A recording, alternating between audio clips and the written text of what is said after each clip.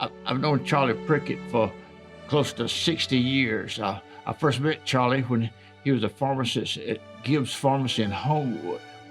He hadn't been out of college very long, and I was working at Walker Drug about 2 or 3 years later, and Charles bought a drugstore in the Bessemer area. It was called Landers Drug in Eastern Valley. I think Mr. Landers had passed away, and his sister sold Charlie the store. He'd put in an icing machine so he could get some traffic in the store and make a little bit of profit on that thing. He also put a coffee bar in the back where I'm gonna say the old men, I'm old, but the old men would come in and they would sit around and he would talk to them. He just was building relationships with all those people there. He's an innovator in knowing how to build a business.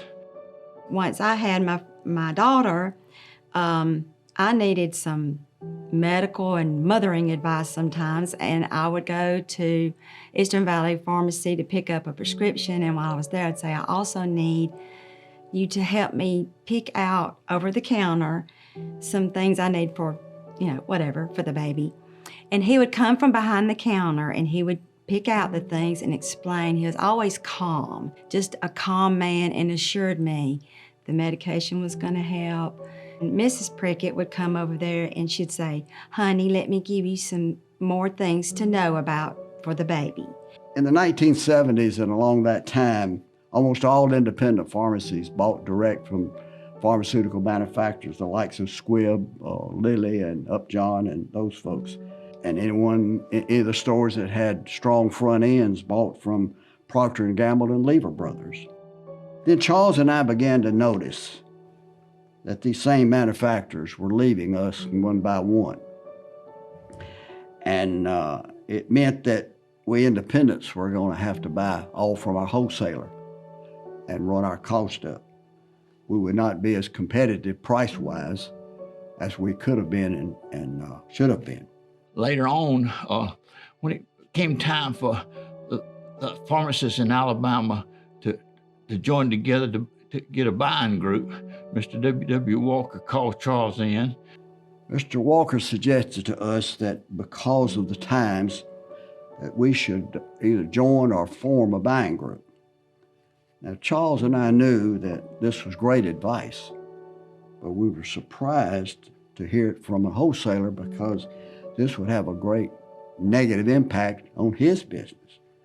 But this spoke to Mr. Walker's character, and Charles and I had a great deal of respect for Mr. Walker. I graduated law school in 1983, and about a year later in 1984, the law firm I was at was approached about forming something called a cooperative, a pharmacy cooperative. And I was asked to put that together. So I went into a meeting in the fall of 1984, and there I was introduced to a gentleman named Charles Prickett.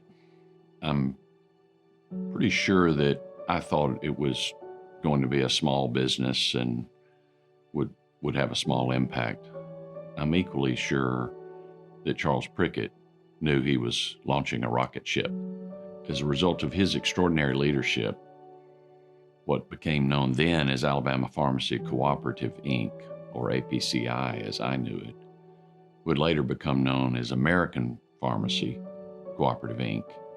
And instead of having maybe 30 or 40 members in the cooperative, today it approaches 2,000 community pharmacy members, and it has a $1 billion a year positive impact for community pharmacy. I met Mr. Prickett, I guess about 34 years ago. I was right out of college. I was just started work for URL, United Research Labs, and my biggest account was APCI. I was 24-year-old snotty-nosed kid that needed some direction, and I found that in Mr. Prickett. I realized that early on, just by observing him, how he interacted with others, how he loved his wife and how he cared for his family, and how passionate he was about serving his chosen profession. Charles Prickett was a true Southern gentleman. He was dedicated to his faith, his family, and his profession. I can tell you that community pharmacy and APCI has definitely been positively impacted by the life of Charles Prickett, RPH. Charles was deliberate. He had fortitude. He had moral courage. He had honesty. He had kindness. And I've concluded that Charles Prickett is the conscience of community pharmacy. What a great man. You know what? I'm gonna miss Charlie. I'm really gonna miss him. I appreciate them. I'll miss Mr. Prickett.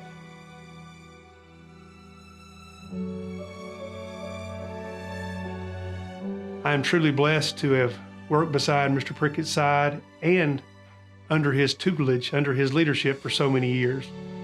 And while he wasn't trying to, or probably didn't even know what he was doing, he was creating the person that I've become today and the person that I really want to be. And although I ain't nowhere near where I want to be or nowhere close to Mr. Prickett, I'll always have Mr. Prickett's example to look up to and to be a guide to me.